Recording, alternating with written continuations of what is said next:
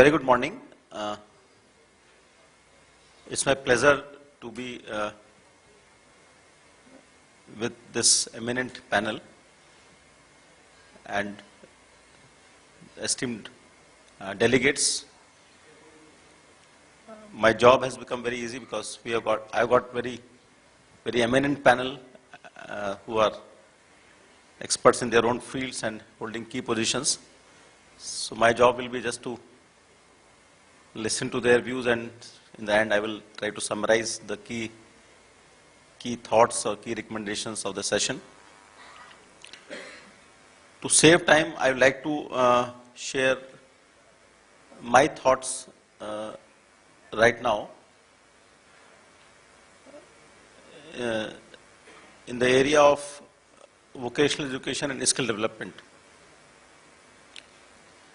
So, IT has taken us by surprise now. If we talk of generations, it has come so suddenly and it is changing so fast.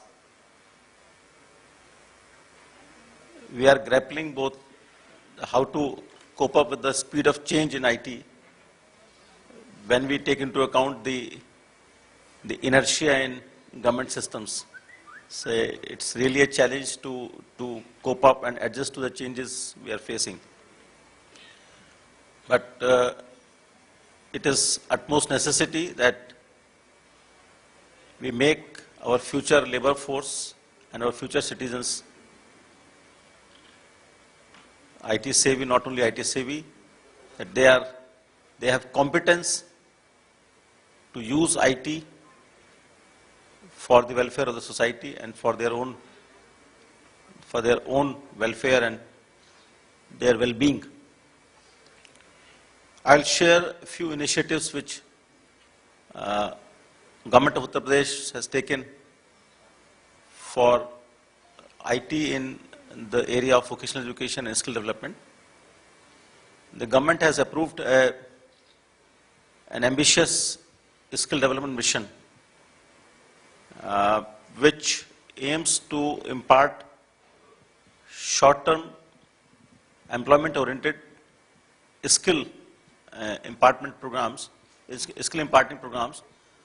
to about 24 lakh youth in the next 3 years. It's a very big program, very ambitious program, and I'm happy to share with you that the mission has integrated the IT component in every module. Even if we are training a youth for a mason or for a fitter, for an electrician, he will also be given a small component of IT.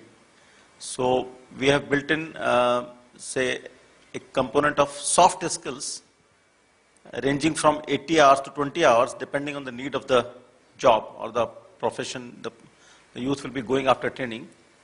And every youth who will be doing a vocational training in the mission format will be given an exposure to IT in an integrated manner.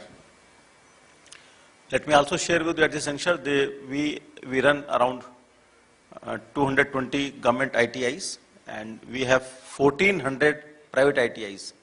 So, and this number is going up very rapidly.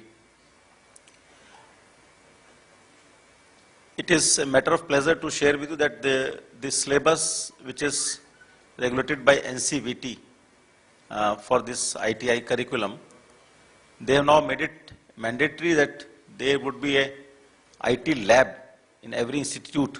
We have got recently, only in June this year, we have got the latest instructions that every ITI, whether government or private, will necessarily have an IT lab, and IT lab will be say of the size corresponding to the number of students in the institute, and there will be dedicated IT instructor, and every ITI trainee, irrespective of the trade he is studying in, will be given an exposure and a course in IT. So there's a very major intervention is going to happen. IT as a medium of instruction is another area which is very important, because at the rate we are expanding, it is a challenge to have sufficient number of good trained instructors. So now adopting IT for multiplying the output of good instructor is a necessity, but this area is yet to take off. So we are also setting up a staff training and research center in UP for producing trained faculty in for ITIs, both government and private. So we intend to introduce this IT as a teaching tool. So that will be another area, and it is a big challenge to make the existing stock of experienced instructors IT savvy, because their experience in imparting skill is very valuable. So the challenge is to make them IT savvy so that they can adopt the new IT teaching tools.